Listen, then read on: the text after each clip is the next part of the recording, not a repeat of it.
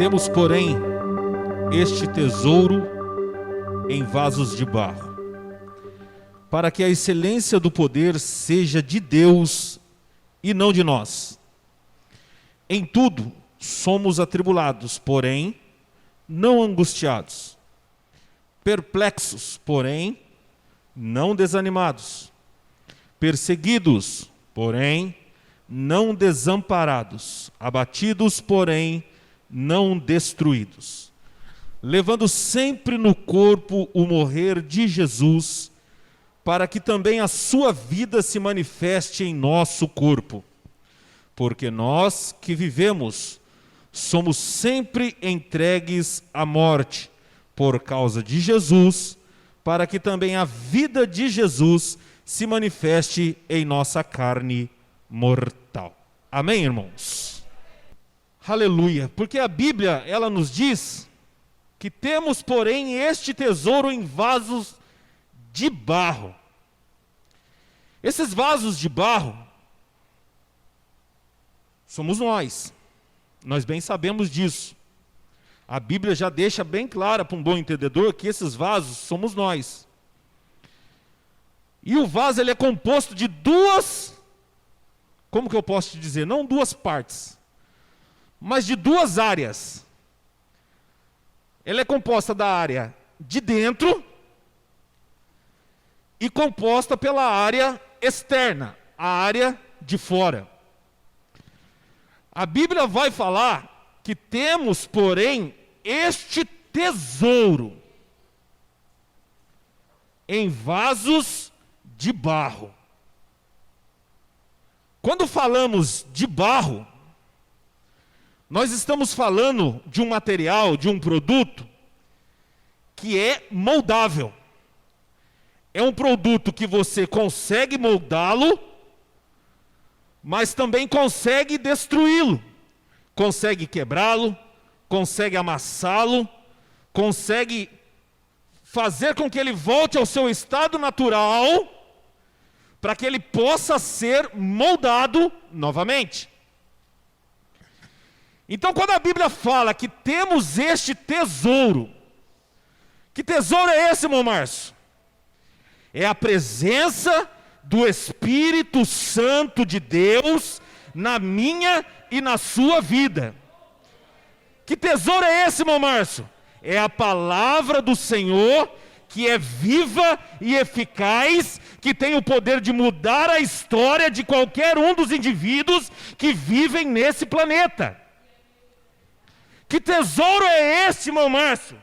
É a revelação divina do Senhor para comigo e para contigo, porque Ele me usa da forma que Ele quer, Ele te usa da forma que Ele quer, do jeito que Ele quer, na hora que Ele quer, e se não tiver bom, Ele pega o vaso, Ele quebra o vaso, Ele amassa o vaso, Ele destrói o vaso e começa a moldar de novo o vaso, para que possa ser enchido do conteúdo que Ele deseja que encha. Então a Bíblia está falando que temos este tesouro, nós temos. Nós, vasos de barro, nós temos estes tesouros dentro de nós. Não está por fora, ele está por dentro. E quando eu tentava entender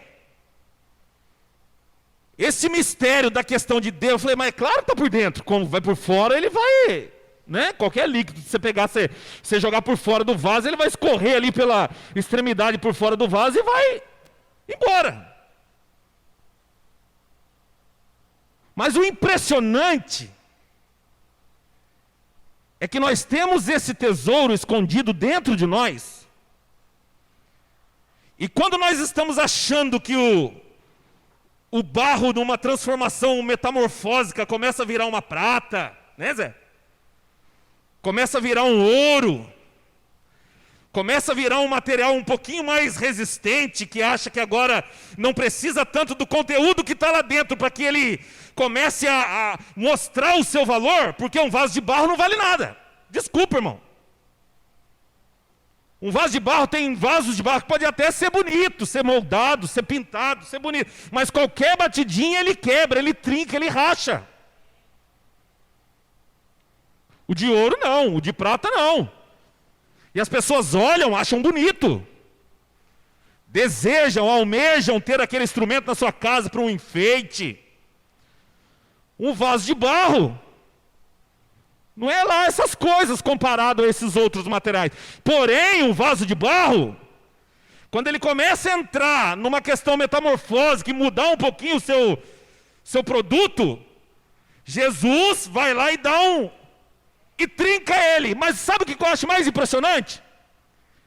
Ele quebra, ele amassa, ele destrói, ele joga no chão, o vaso fica todo despedaçado. Mas quando é moldado, o conteúdo está lá dentro dele de novo. Porque o oleiro, ele molda da forma que ele quer. Então a Bíblia nos fala que temos este tesouro em nossas vidas. E se nós temos esse tesouro, nós temos que trabalhar com esse tesouro para que os momentos difíceis das nossas vidas nós possamos superar. Aí a Bíblia vai falar no verso de número 8,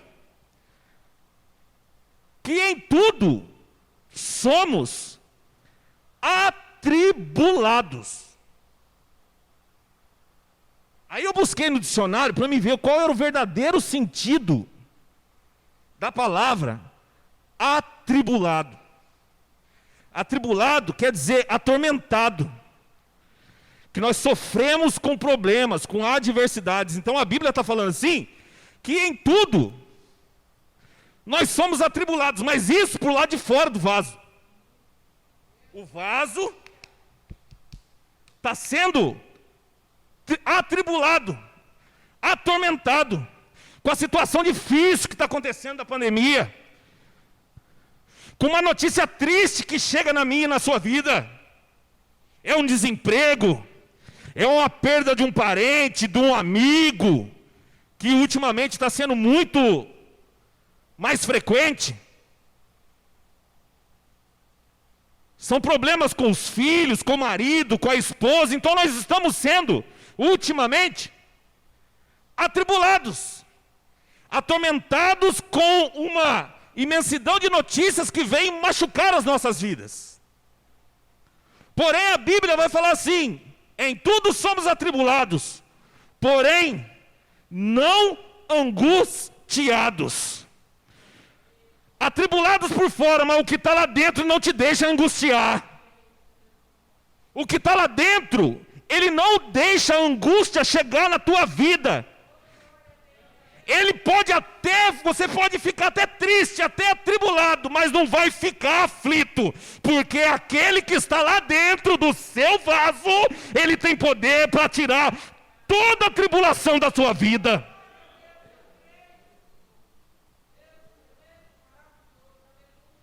Porém, somos atribulados, mas não angustiados.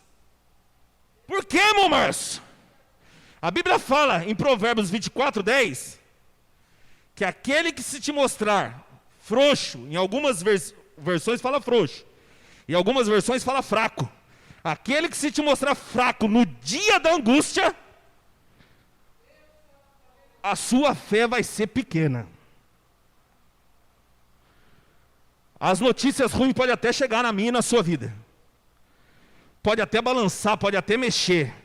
Mas o conteúdo que tem em mim, o conteúdo que existe dentro de você, ele não deixa você ficar aflito, porque o poder de Deus, ele é poderoso sobre todas as coisas.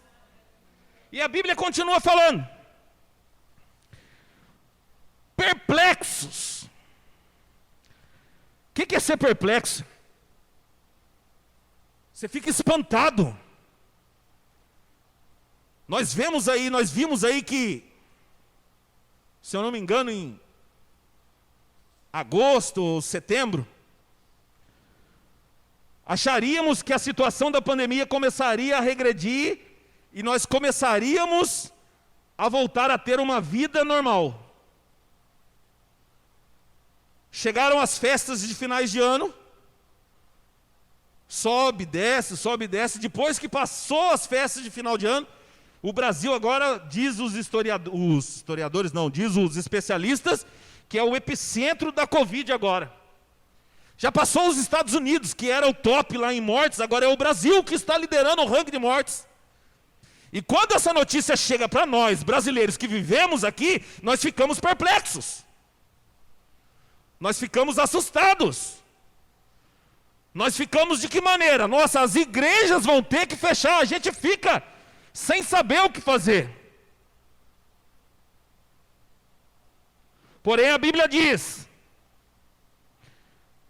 perplexos, mas não desanimados. A igreja, irmãos, eu até ontem mandei isso aí para alguns irmãos. A igreja, o templo, as paredes, as portas, as janelas, elas vão se fechar a partir de domingo. Alguns falam que é por 15 dias, nós não sabemos. Mas a verdadeira igreja,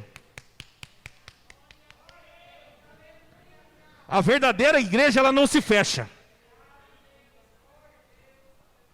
A verdadeira igreja, ela não se fecha, ela não se prostra. Quando falaram para Sadraque, Mesaque, Abidnego, vai e adora. Não adoro.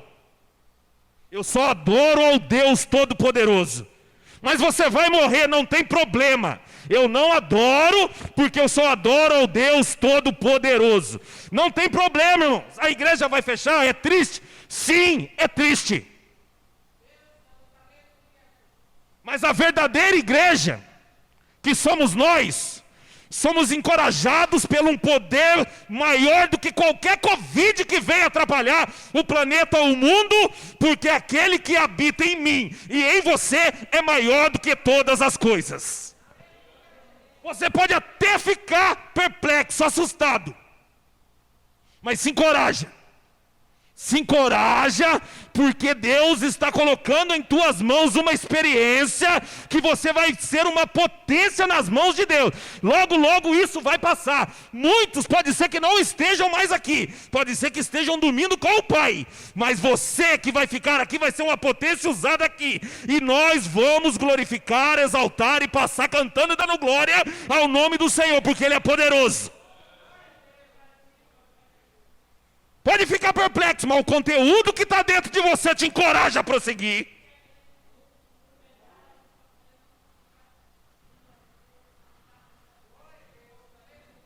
E a Bíblia continua falando: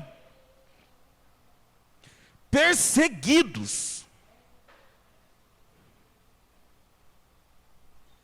Quando Paulo escreveu essa carta aqui, ele estava sofrendo uma perseguição. Por quê? Porque Paulo estava pregando o evangelho, falando para todos: Jesus salva, Jesus cura, você tem que crer para você obter a tua salvação, tem que crer é o caminho da salvação. E os judeus falavam: não é assim, a salvação também tem parte na lei, é pela lei também que se obtém a salvação. E Paulo estava falando: quem crê em Deus vai ser salvo, Jesus cura, Jesus salva. E Paulo começa a sofrer perseguições. Não preciso contar a história de Paulo, que todos aqui estão cansados de saber da história de Paulo. Mas Paulo começa a sofrer perseguições. E quantos de nós que estamos aqui nessa noite não sofremos perseguições, irmãos? É perseguição com os vizinhos, é perseguição na escola, é perseguição no trabalho, é perseguição dentro de casa, e o mais doído é perseguição dentro da igreja. Mas isso vai acabar um dia, irmãos, porque um dia Jesus vai vir buscar a sua verdadeira igreja, o lugar para onde a gente vai não tem perseguição. Só que a Bíblia está falando: nós somos perseguidos. Pode ser que estão te apontando, irmão. Pode ser que estão te caluniando. Estão falando de você. Estão falando coisas que não deve. Mas a Bíblia está falando, somos perseguidos. Mas nós não somos desamparados. Tem um que anda do teu lado 24 horas por dia. Estão te afligindo, ele está junto contigo, está afligindo ele. Estão te apontando, ele está junto contigo. Se estão apontando você, que é a imagem e semelhança dele, está apontando ele. Estão falando calúnias, falando mal de você. Estão te caluniando. Não esquenta a cabeça não. Pode até te apontar, te caluniar, falar mal de você. Mas o importante é quem está contigo, dentro do vaso. Pode ser perseguido, mas não vai ser desamparado. A Bíblia diz que ele diz que eis que estarei convosco todos os dias. E a Bíblia continua falando. Abatidos. Abatido, irmão, é o estágio final do ser humano quando ele é um passo que falta para ele ser aniquilado. A Bíblia fala que, porém, nós podemos estar abatidos.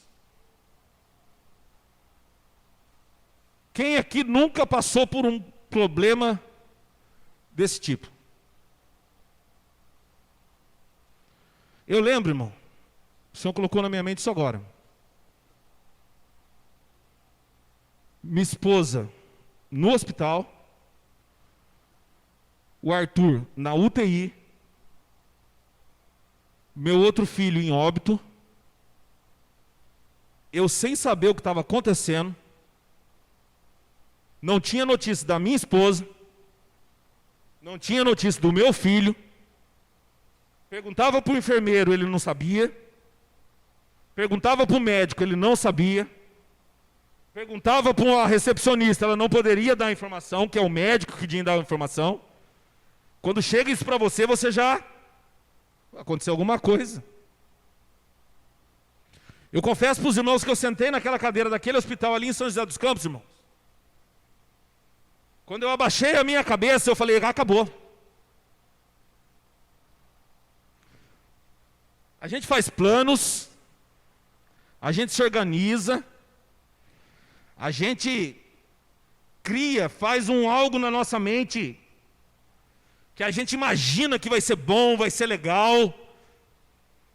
Mas naquele momento, quando eu estava sentado naquele lugar de cabeça baixa, na minha mente veio algo assim, acabou. Acabou, Zé.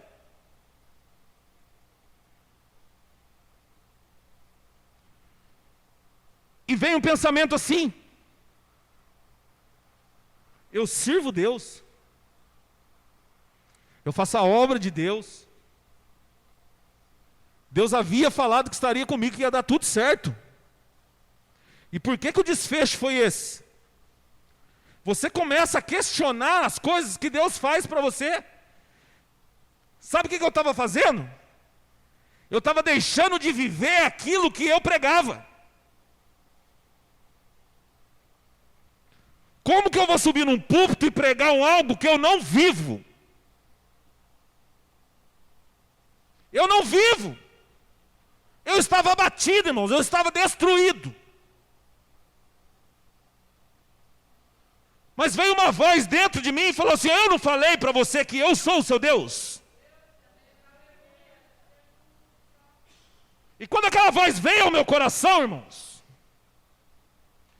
não se passaram 5 minutos, o médico que fez a cirurgia passou. Eu olhei para ele e não falei nada, ele olhou para mim e veio na minha direção. E quando eu pensei que a notícia seria uma notícia ruim, olha para você ver, Deus falou ao meu coração que estaria comigo. Eu falei, e aí, doutor? Mas desanimado. Sua esposa está bem. O seu filho necessita de cuidados, está na UTI, mas está bem, está estável. E olha, Deus operou um milagre. Ele falou isso para mim. A Bíblia fala que nós podemos estar até abatidos, mas não seremos destruídos.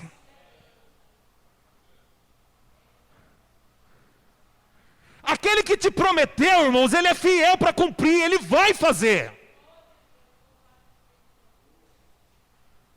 Aquele que te prometeu, ele é o Criador dos céus e da terra. Aquele que te prometeu, ele conhece o mais profundo do teu íntimo. Aquele que te prometeu sabe da sua necessidade e sabe do que você precisa para continuar caminhando.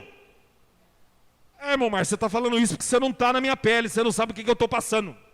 Eu não sei, mas Ele sabe. E no momento certo Ele vai entrar com a providência na tua casa e vai fazer um milagre na tua vida.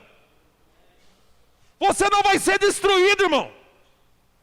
O Deus que você serve, Ele é todo poderoso para realizar além daquilo que você imagina.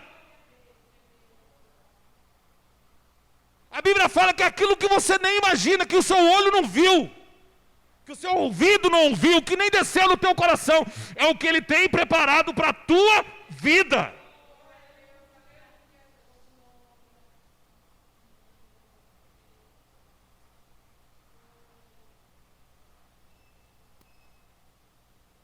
A Bíblia fala em Salmos 34:19, que muitas são as aflições do justo, mas o Senhor te livra de todas. Não tem problema que não esteja nas mãos do Senhor, irmão. O Senhor está cuidando de você, está cuidando do seu lar, está cuidando da sua casa, está cuidando da sua família, está cuidando da tua vida. As portas vão se fechar do templo, mas permita que o Senhor adentre a porta do teu coração.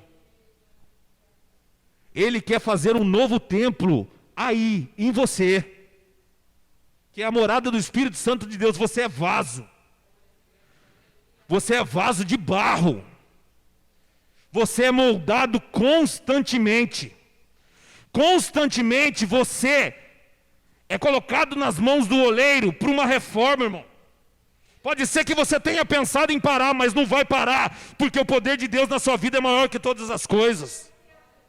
Pode ser que você tenha pensado em desistir, mas você não vai desistir, porque você crê num Deus poderoso que já te livrou de tanta coisa, já te abençoou de tantas formas, que você não tem coragem de desistir de Deus. Tem hora que você fala que até vai parar, que está desanimado, mas não para. Porque em quem você confia é maior do que todas as coisas.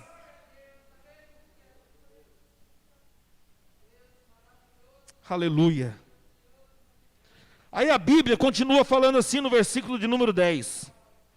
Levando sempre no corpo o morrer de Jesus. O que quer dizer isso, irmão Márcio?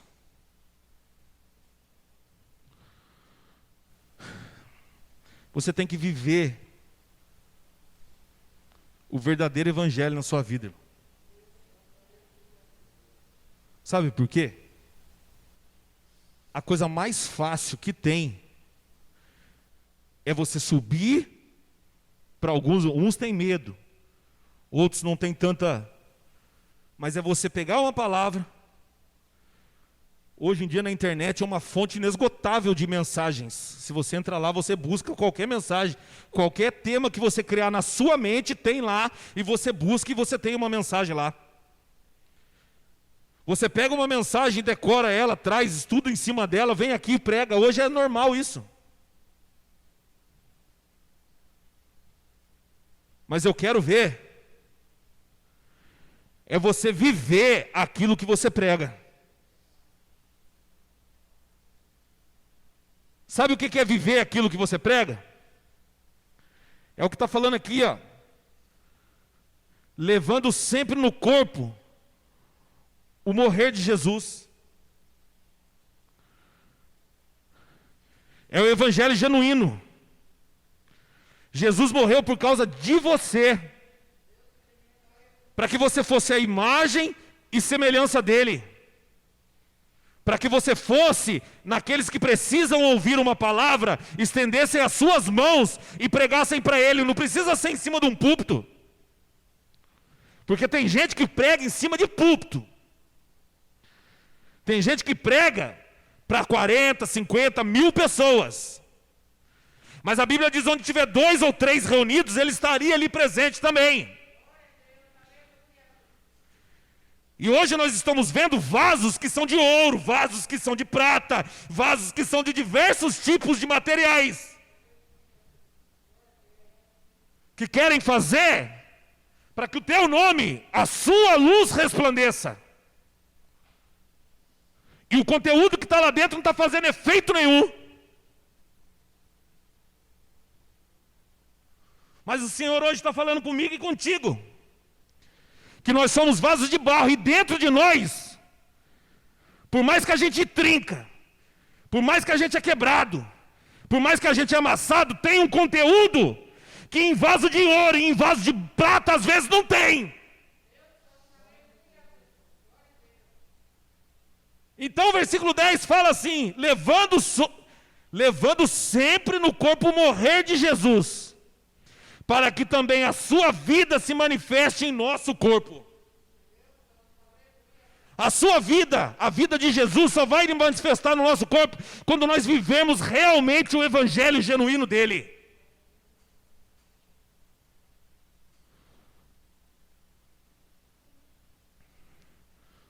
Tem gente que tem medo da circunstância, irmão.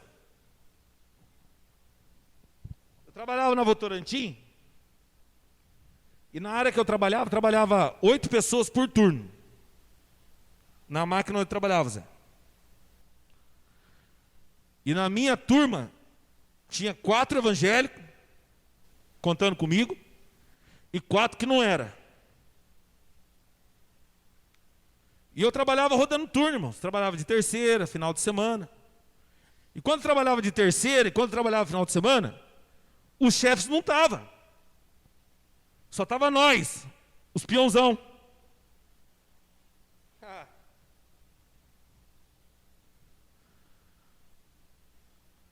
Tinha uma televisão lá dentro da sala, irmão.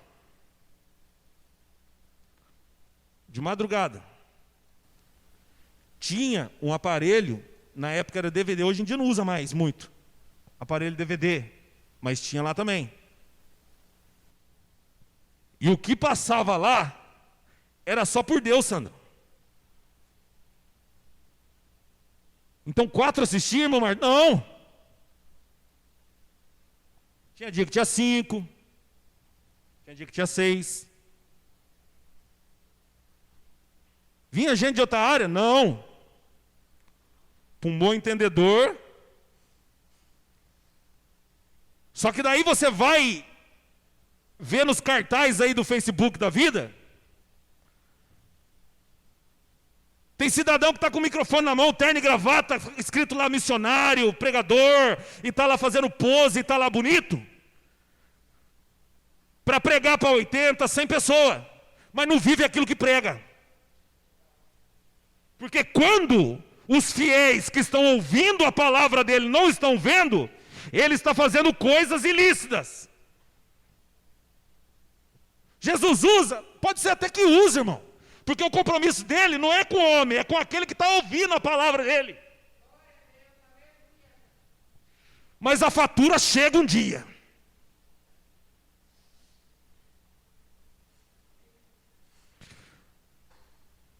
A Bíblia está falando aqui, levando sempre no corpo o morrer de Jesus. Qual é o testemunho que eu e você temos dado para os nossos parentes? Para os nossos filhos? esposas, maridos, vizinhos. Eles estão vendo a morte de Jesus em nossas vidas. O porquê Jesus morreu por mim, eles estão vendo. Porque às vezes eu bato no peito e falo, Jesus morreu por amor de mim. Mas eles estão vendo o porquê que Jesus morreu por amor de mim? Você está carregando contigo a morte? O sofrimento que Jesus passou? Porque ser crente aqui dentro é fácil. Põe um terno, uma gravata, põe a Bíblia debaixo do braço, sai andando, dá uns 3 glórias. Nossa, irmão, é ousado na mão de Deus. Aquele ali é uma benção, hein? Isso aí é fácil, irmão.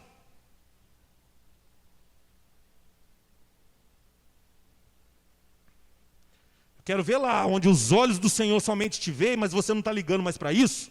Porque tem muita gente que não liga mais para os olhos do Senhor como chama de fogo. Ele liga para os olhos daqueles que podem, de alguma forma, propagar o nome dele. O morrer de Cristo em minha vida é real. Eu tenho que viver isso. Eu tenho.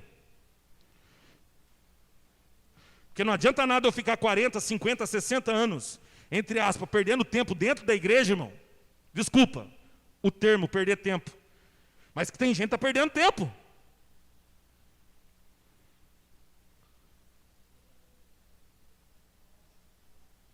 Tem gente que está perdendo tempo. Fala coisa que não deve. Desculpa, irmão, mas eu vou falar, porque Deus está falando para me falar, eu vou falar. Fala coisa que não deu a um cavalo. Às vezes eu ergo a voz um pouco com a Islene, ela fala, ó, tem um que está vendo, hein? Você está aqui dentro, mas tem um que está vendo. Ele olha por... Oh, Jesus. Que luta, hein? Falei, esquece aí, irmã. É, irmão. É verdade. Não quer levar a morte de Jesus na carne? A Bíblia fala aqui, ó. Porque nós que vivemos somos sempre... O versículo 11. Porque nós que vivemos somos sempre entregues à morte por causa de Jesus. Quando fala entregues à morte, está falando além da morte carnal, está falando da morte espiritual também. Porque tem muita gente que está igual aquele jovem Eutico, que quando Paulo estava pregando, num culto de Santa Ceia, e a mensagem se prolongou, aquele jovem sentado numa janela, que ele olhava parte o mundo, parte dentro da igreja, parte o mundo, parte dentro da igreja. Eu não sei porque eu estou falando isso, irmão. Saiu totalmente fora daquilo que estava marcado aqui para mim. Mas se Deus está mandando eu falar, eu vou falar. Aquele jovem caiu da janela e morreu. Tem muita gente que está sentada na janela, Zé. E está faltando pouco para cair. É, irmão Márcio, mas a Bíblia fala que Paulo orou por ele, ele ressuscitou. Espero que você ressuscite também. Que eu ressuscite também. Se for da misericórdia de Deus, vai ressuscitar. Mas eu não quero pagar para ver. Então levar a morte de Cristo no meu corpo é você viver um evangelho genuíno. É não ter medo das circunstâncias. Sabe quando vai aquela rodinha e todo mundo aponta para você lá na escola? Eu conto isso aqui sempre. Uma vez, quando eu era novo convertido, Zé, eu estava escutando um hino no meu carro, era solteiro, eu tinha um carro bonito, eu estava com óculos escuros. Quando eu parei no semáforo assim, com um hino bonito, a hora que eu olhei do lado, eu tinha um carrão do meu lado, uma menina dirigindo. Nossa, fui e abaixei o volume do carro. Evangélico? Não pode saber que eu sou evangélico, não. Fiquei com vergonha, irmão, de escutar a música evangélica. Mas e aquele que morreu por mim tinha vergonha de eu ser cabeçudo desse jeito, Zé? Ele falou assim, o Márcio vai me negar, o Márcio vai fazer coisa que eu não gosto, o Márcio vai pecar todos os dias, mas mesmo assim eu vou me entregar por amor a ele.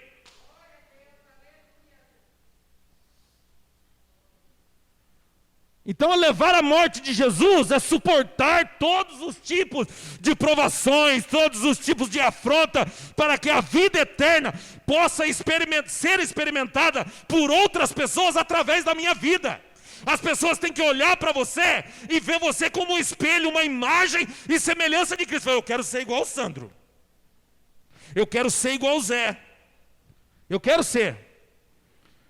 Você é o testemunho vivo de Deus, irmão. Você, as pessoas têm que olhar para você e almejar ser igual a você. Não você ser igual a eles. Eles têm que olhar em você e falar assim, eu quero ser igual a ele.